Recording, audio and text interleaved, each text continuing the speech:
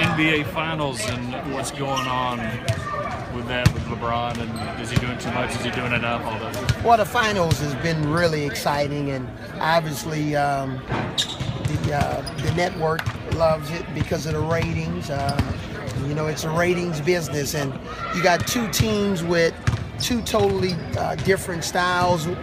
One team's a lot deeper in the Warriors, with 7 or 8 guys, and you're looking at Cleveland that's been decimated with injuries with Kyrie Irving and Kevin Love, but LeBron is playing like a king.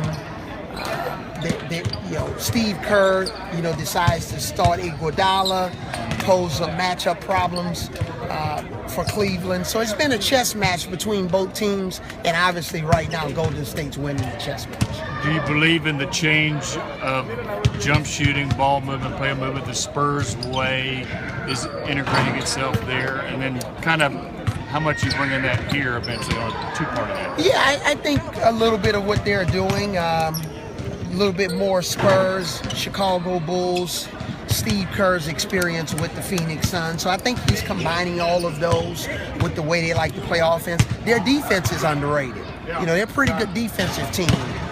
But a lot of what they're doing, split screens, we've incorporated a lot of that stuff into our offense. And my teams in Dallas were a little bit more stagnant because we weren't a great passing team. And if you're not a great passing team, you don't want people passing the basketball.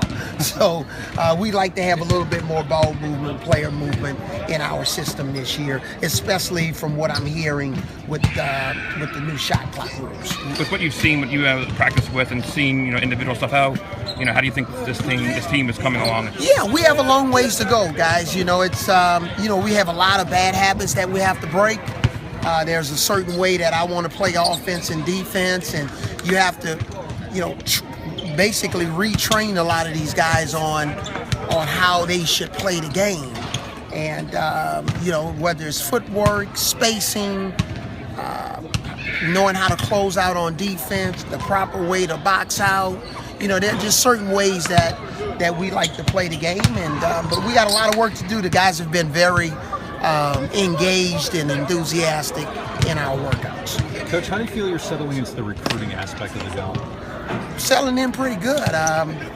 We're going to have some kids coming on campus on unofficials and officials in the month of June. We're excited about getting back on the recruiting trail, going to watch all of those AAU tournaments in the month of July.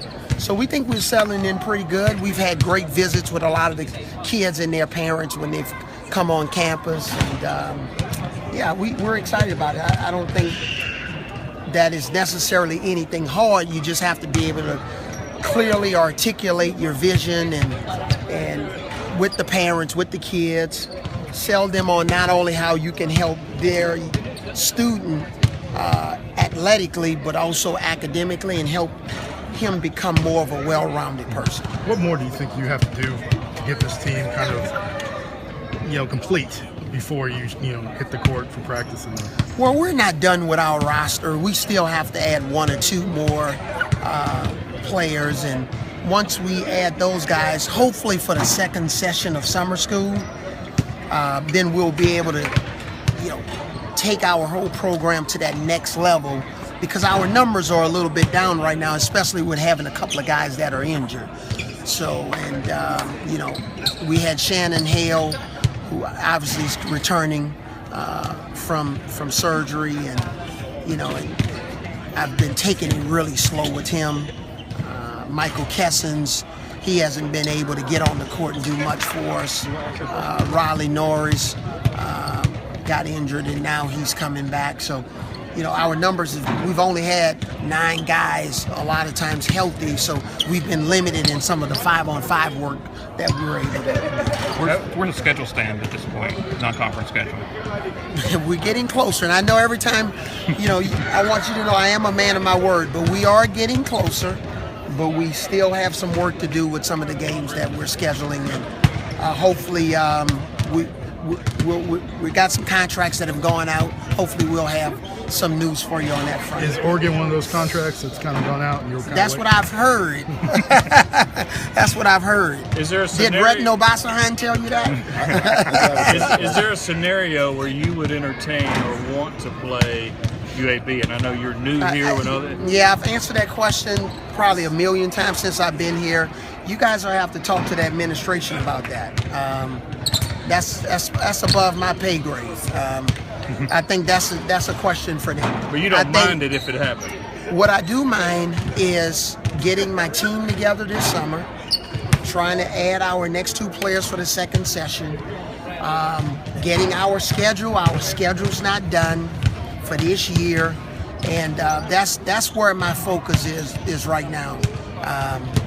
Yeah, that's where my focus is. I want to follow up on that, Coach. Just the challenge of hitting the ground running the way you have. Not just basketball, your family, getting them here, Yeah. laying out your vision for the pro. Just talk about that challenge and doing everything on the fly.